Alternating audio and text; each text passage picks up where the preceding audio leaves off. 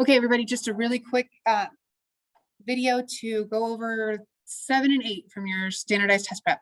If you want to know what the answers were for questions 1 through 6 and 9 through 16, please come see us, ask us. We would be happy to share, and you can check and see if you did your work right. But we're just going to go over 7 and 8 because these two are pretty extensive for standardized test prep. Okay, so question number 7 says draw structural formulas for 3 constitutional isomers of pentane, C5H12, and name each isomer. So C5H12, this is number 7, okay? We need to draw structural isomers of pentane. Well, remember, pentane is just 5 carbons, all single bonds, okay? So that might be what it would look like, or 5 C's with a single dash in between each one, okay? If I want to keep this same formula, that's what isomer means, same formula, but change the structure, constitutional isomers is going from, for example, a straight chain to a branched chain molecule. So what I would need to do is I would take one of these off of the end, leaving me with a butane, okay? And I would add that carbon back in, but as a branch, like that. I guess I don't need to add the C if I'm doing it as a skeleton. So you would have 4 carbons in a row with dashes and then a branch coming off of one of your carbons. Now, it didn't really matter which carbon I put that branch on because this is the second carbon from the end or this is the second carbon from the end. So either way, this is 2-methyl-butane. Either way, that's 2-methyl-butane. There is only one other way to create a constitutional isomer with this same formula, okay, for pentane. So we have pentane, we have 2-methyl-butane, and what we need to do is we need to make our parent chain even shorter, okay?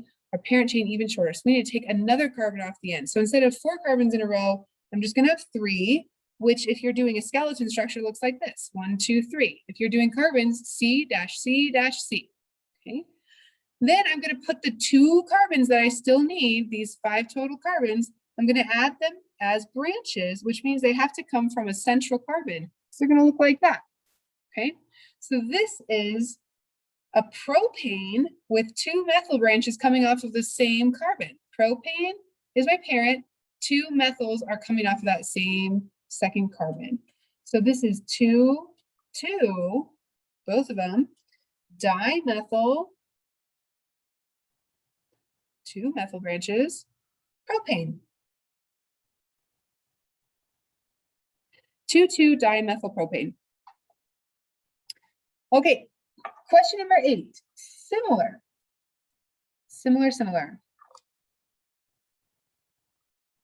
Here's what the question says.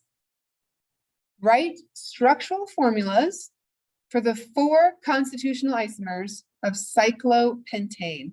Name each of the isomers. So it says the 4, implying that there are only 4 structural isomers of cyclopentane. All right, cyclopentane. Cyclopentane, remember, is going to be a ring with 5 carbons. So there's my cyclopentane.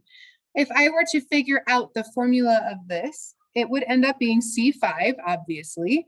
And then if you count your hydrogens, you have H10. So this one is slightly different from number 7, which was C5H12. Okay, so we're going to go with this and try and create some isomers. It says the 4 structural isomers. Well, one thing that we can do is we can change the size of the ring. Instead of having 4 carbons in a ring, 5 carbons in a ring, I could have 4 carbons in a ring. But I need to get 5 total carbons, so I need to add my 5th carbon as a branch. Okay, so that branch right there, plus these carbons makes 5, and if you were to count, there would still be 10 hydrogens. This one is methyl cyclobutane. You could put 1-methyl cyclobutane, but when you only have 1 branch on a ring, it's always going to be carbon number 1, so it's a little bit redundant. So methyl cyclobutane. All right, similar to number 7, we can take another carbon out of the ring part and we can get a cyclopropane, but this only has 3 carbons.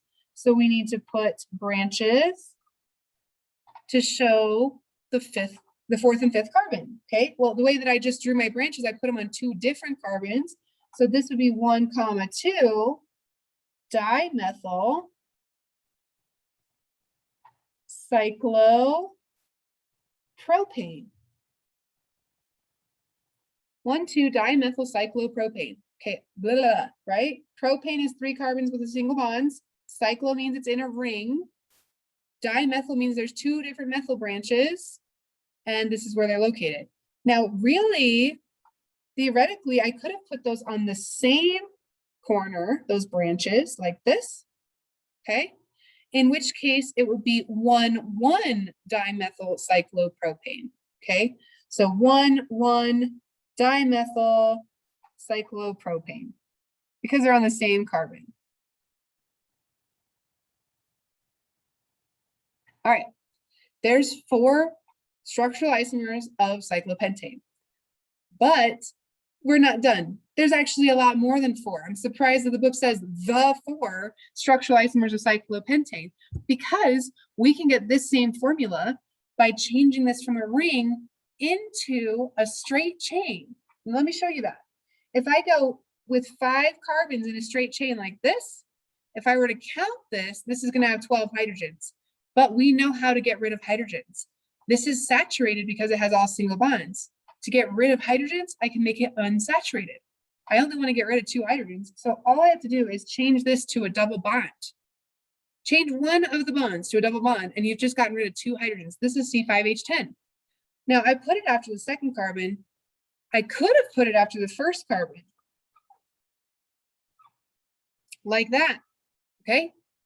That's a different molecule. And I'm going to push it even further than that. Remember, when you have a double bond in the middle of a chain like this, you get the opportunity for cis and trans. This one, where this end is pointing down, this end is pointing up, this is a trans isomer of this molecule. I could do 1, 2, 3, 4, 5, whoops. Okay. This is the cis isomer of this molecule. Okay, so both of these are 2-pentene, but this one up here is trans 2-pentene. This one down here is cis 2-pentene. Okay, I'm being lazy and not writing the name twice, but trans 2-pentene, cis 2-pentene. This one is just 1-pentene.